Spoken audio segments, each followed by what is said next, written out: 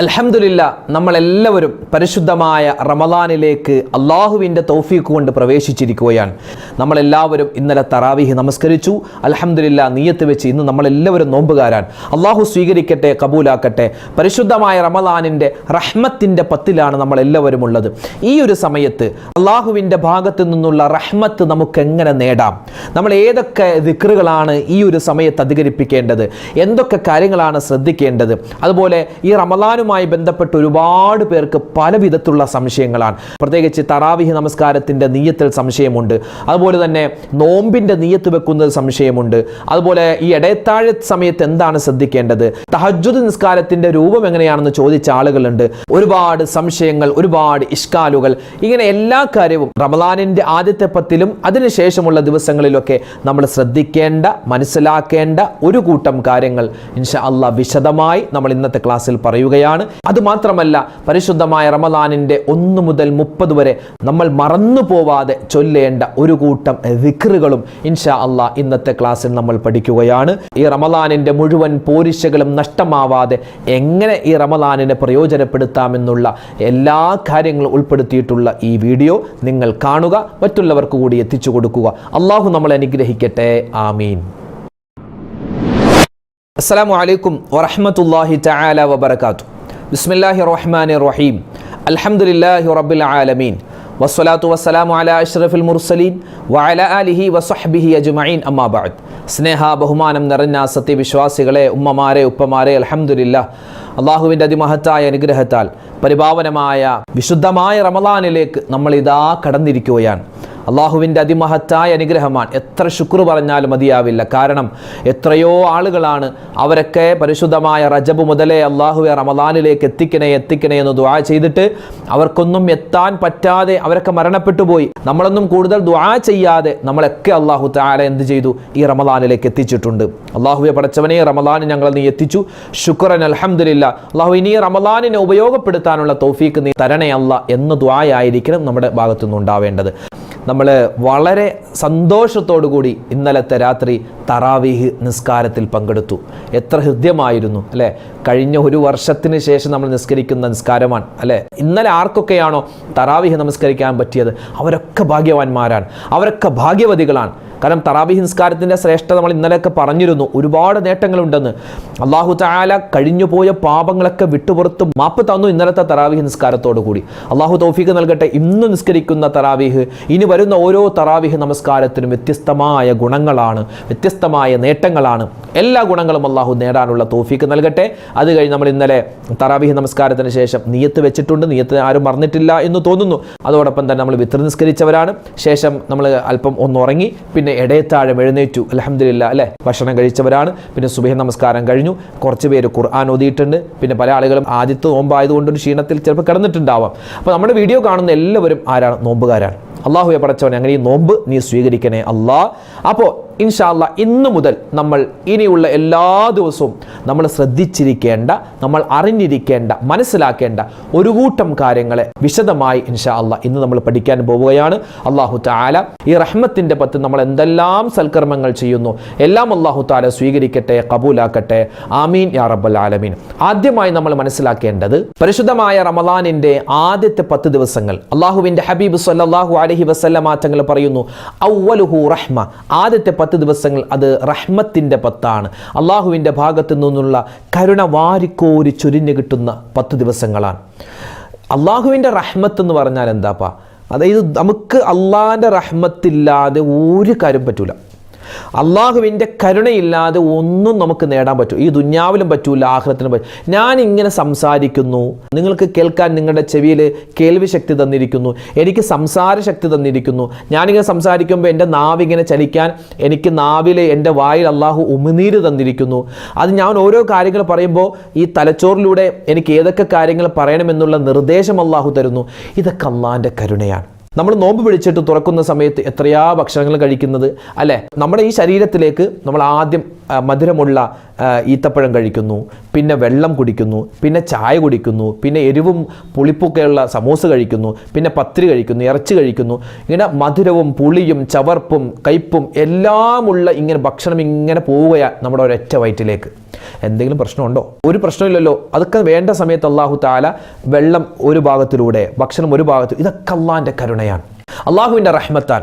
ഈ അള്ളാഹിൻ്റെ കരുണ അത് പിടിച്ചു വെച്ച ആളുകളെ നോക്കിയാൽ നമുക്ക് അള്ളാഹു എത്രമാത്രം കരുണ തന്നിട്ടുണ്ടെന്ന് മനസ്സിലാകും.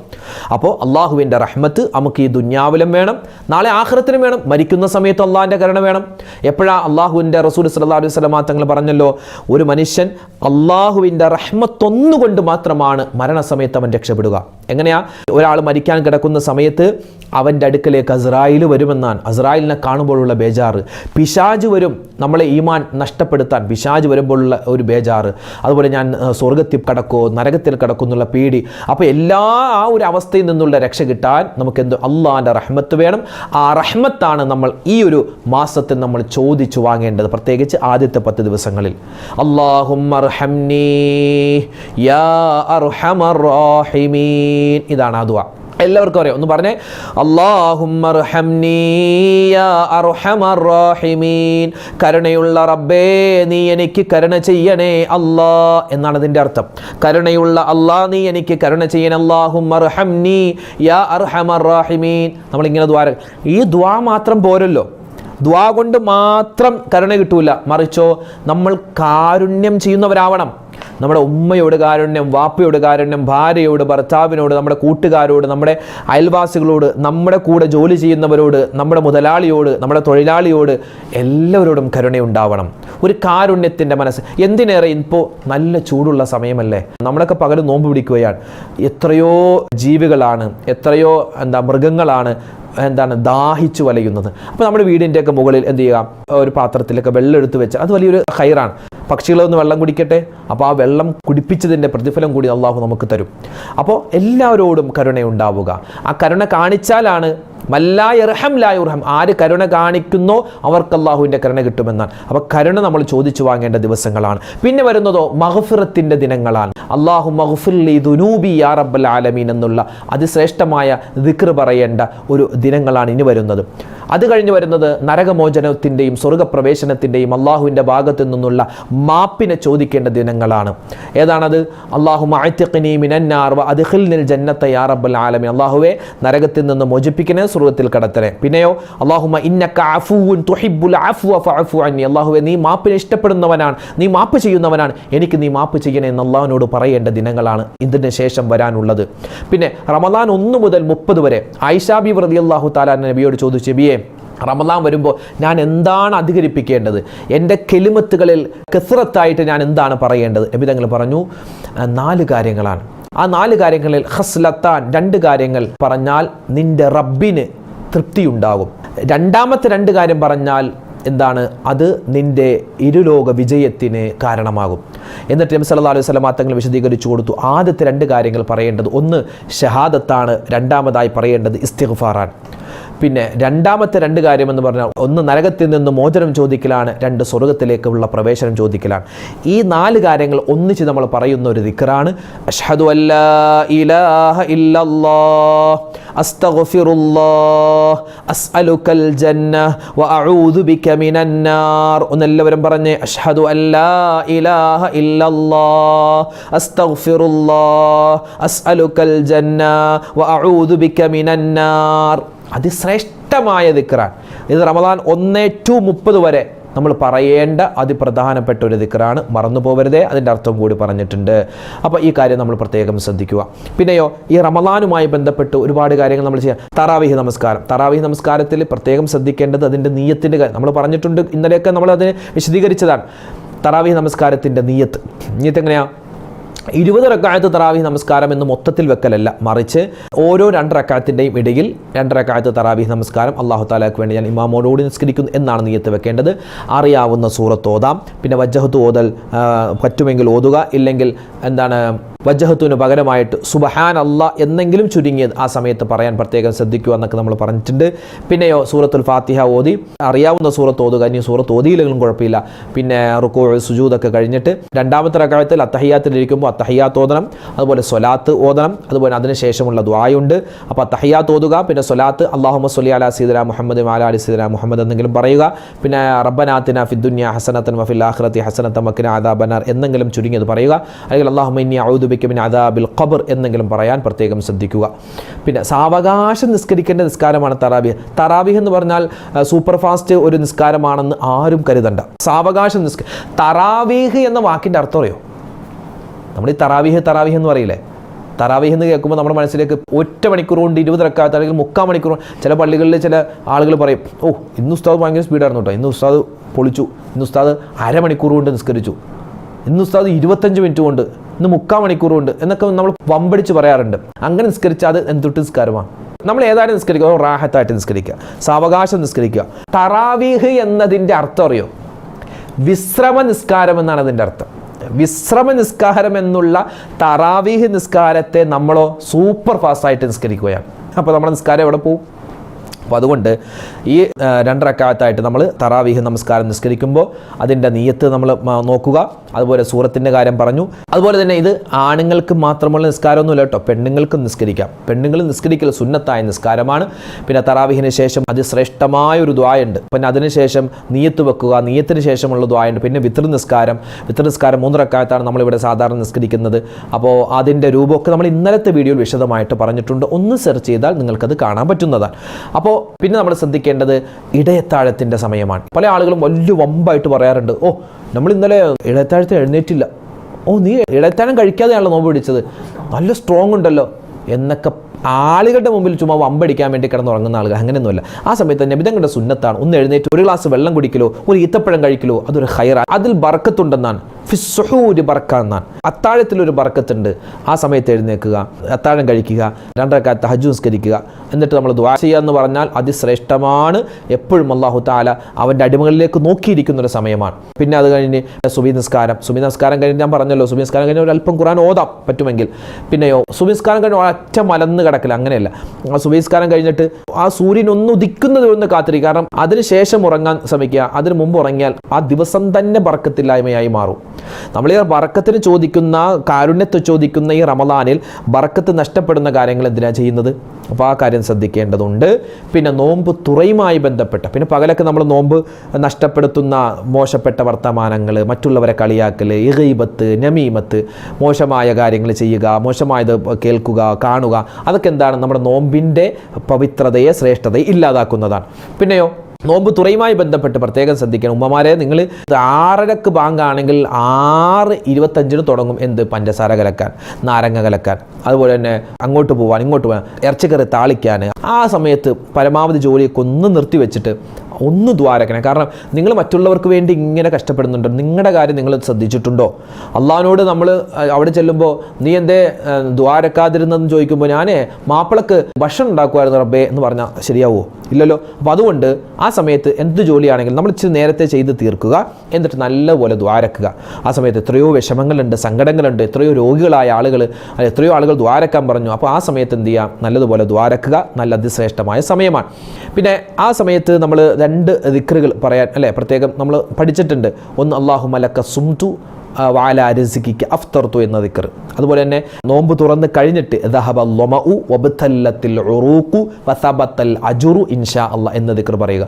പിന്നെ സമൂസ കൊണ്ടല്ല നോമ്പ് തുറക്കേണ്ടത്, നാരങ്ങാ വെള്ളം കൊണ്ടല്ല നോമ്പ് തുറക്കേണ്ടത്, ചായ കൊണ്ടല്ല നോമ്പ് തുറക്കേണ്ടത്. നോമ്പ് തുറക്കുന്നത് ഒന്നുകിൽ നല്ല പച്ചവെള്ളം കൊണ്ട്, അല്ലെങ്കിൽ കാരക്ക കൊണ്ട്, അല്ലെങ്കിൽ ഈത്തപ്പഴം കൊണ്ട്. ഒന്നുകിൽ കാരക്ക, ഈത്തപ്പഴം, പച്ചവെള്ളം, ഇതുകൊണ്ടായിരിക്കണം ആദ്യം നോമ്പ് തുറക്കേണ്ടത്. അത് കഴിഞ്ഞ് പിന്നെ സമൂസയോ ഉന്നക്കായോ എന്താണെങ്കിലും കഴിക്കും. പിന്നെ ആ ഒരു സമയത്ത് നമ്മൾ എന്താ പറയുക, എന്ത് കിട്ടിയാലും കഴിക്കുന്നൊരു ടെൻഡൻസി ആയിരിക്കും. നമുക്ക് കഴിക്കാം, കുഴപ്പമൊന്നുമില്ല. പക്ഷേ ആദ്യം തന്നെ ആ എണ്ണപ്പലഹാരം ചെല്ലുമ്പോൾ 13.5 മണിക്കൂർ നമ്മൾ ഫ്രീ ആയിട്ട് ഇരുന്നിട്ട് നമ്മുടെ ആദ്യം തന്നെ ചെല്ലുമ്പോൾ അത് പല അസുഖങ്ങൾക്കും കാരണമാണെന്നൊക്കെ ഡോക്ടർമാർ പറഞ്ഞിട്ടുണ്ട്.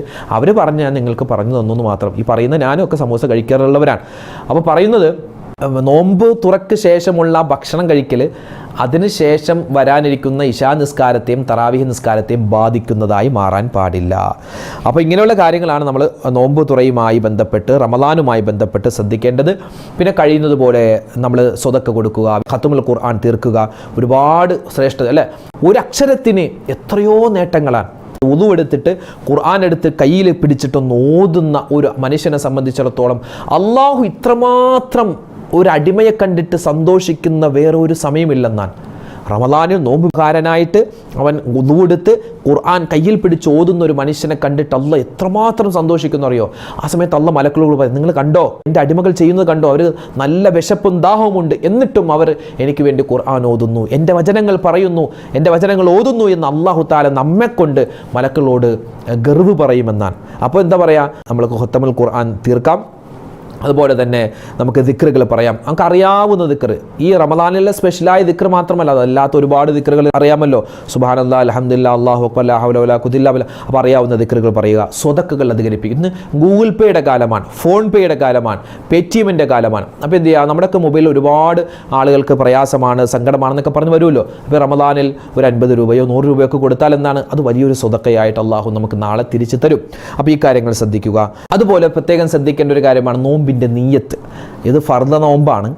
നമ്മളിപ്പോൾ സുന്നത്ത് നോമ്പാണെങ്കിൽ നീയത്ത് വെക്കാൻ മറന്നു പോയാലും ഉച്ചയ്ക്ക് മുമ്പ് നീയത്ത് വെച്ചാൽ നമുക്ക് ആ നോമ്പ് കിട്ടും. പക്ഷേ ഇത് ഫർളായ നിർബന്ധമായ നോമ്പായതുകൊണ്ട് സുബഹിക്ക് മുമ്പെങ്കിലും നമ്മൾ എന്ത് ചെയ്യുക, നോമ്പിൻ്റെ നീയത്ത് വെക്കണം. കാരണം ഫർളായ നോമ്പാണ്. എങ്ങനെ നീയത്ത്? നവൈതു സൗമഗദിൻ അൻ അദാഇ ഫർളി റമളാനി ഹാദിഹി സനതി ലില്ലാഹി തആല. ഈ വർഷത്തെ അദാ ആയ ഫർളായ റമളാൻ മാസത്തിലെ നാളത്തെ നോമ്പിന് അല്ലാഹു തആലാക്ക് വേണ്ടി പിടിച്ചു വിടുവാൻ ഞാൻ കരുതി. അറബിയും പറയാം, മലയാളവും പറയാം. മലയാളം മാത്രം പറഞ്ഞാലും മതിയാകുന്നതാണ്.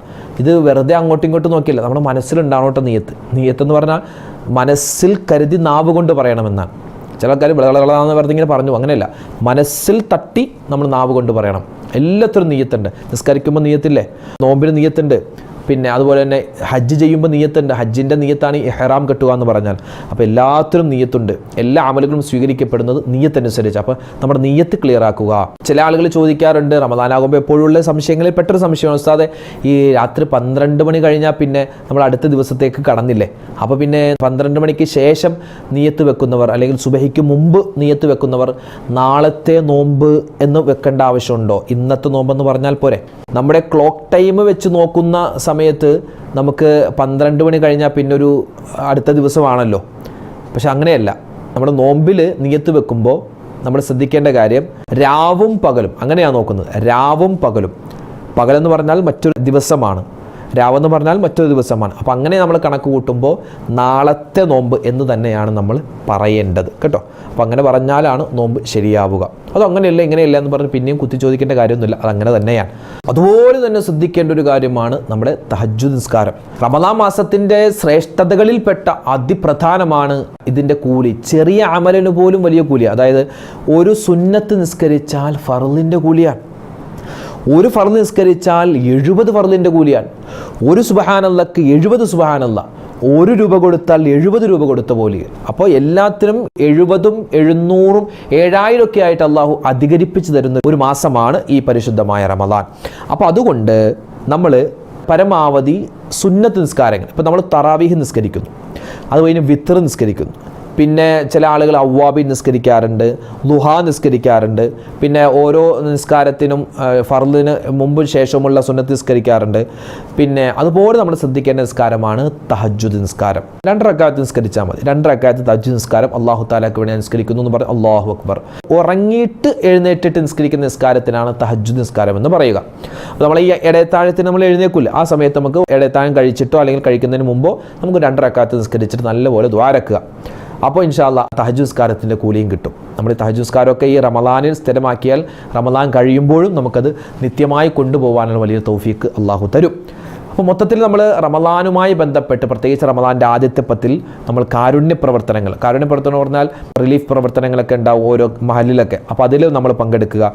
പിന്നെ എന്താ, നമ്മുടെ വീട്ടിൽ ആരെങ്കിലുമൊക്കെ പിരിവുകാർ വന്നാൽ നീ ഇവിടെ നിന്ന് വന്നടാ പോടാ എന്നൊക്കെ പറഞ്ഞാൽ അങ്ങനെ ആട്ടി ഓടിക്കരുത്. അവരോടൊക്കെ ഒന്ന് കരുണയോടുകൂടി ഒരു 50 രൂപയോ 100 രൂപയോ അല്ലെങ്കിൽ 10 രൂപ ഒക്കെ കൊടുത്ത് എന്തെങ്കിലും ഒന്ന് കൊടുത്ത് വിടുക.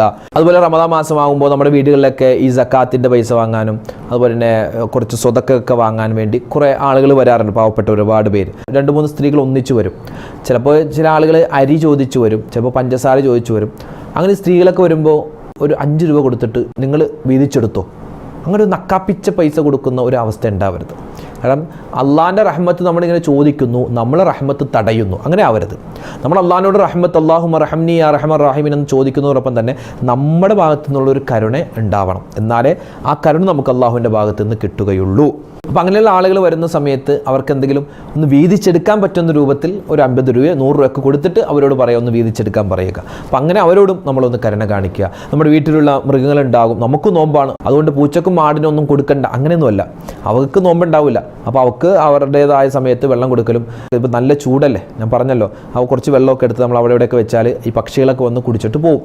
അപ്പോൾ അതിനോടൊരു കരുണ കാണിക്കും തോറും നമുക്ക് അല്ലാഹു തആല കരുണ തരും. പിന്നെ എപ്പോഴും ദുആ ചെയ്യുക. ദുആയാണ് പ്രധാനം.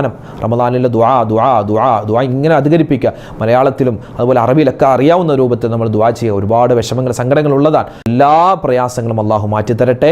ഈ റമദാൻ മാസത്തെ നമുക്ക് അല്ലാഹു അനുകൂലമാക്കി തരട്ടെ. ഈ റമദാൻ മാസം നമ്മൾ ചെയ്യുന്ന എല്ലാ അമലുകളും അതിൻ്റെ പോരായ്മകളൊക്കെ പരിഹരിച്ച് അല്ലാഹു നമ്മളിൽ നിന്നും സ്വീകരിക്കട്ടെ. ആമീൻ. ഒരുപാട് പേര് നമ്മളോട് ദുആരക്കാൻ പറഞ്ഞിട്ടുണ്ട്. ഒരുപാട് കമൻറ്റുകളാണ്, വായിച്ചാൽ തീരാത്ത കമൻറ്റുകൾ എല്ലാം വായിക്കുന്നുണ്ട്.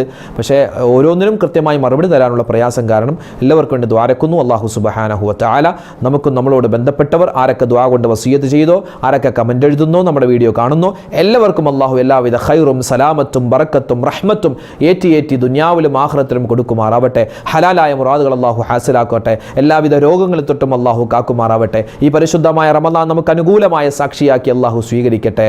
ആമീൻ യാ റബ്ബൽ ആലമീൻ. അസ്സലാമു അലൈക്കും വറഹ്മത്തുള്ളാഹി വബറകാതുഹു.